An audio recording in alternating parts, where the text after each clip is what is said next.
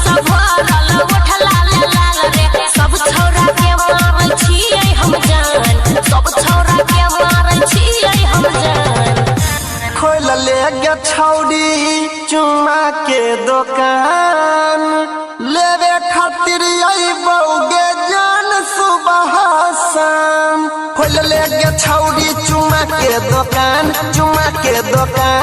लेवे खातिर अइबौगे जान सुबह शाम खोल ले गे छौड़ी तो अपन दुकान है गया अपन दुकान रोजे रोजे लेबो जान तोहर सामान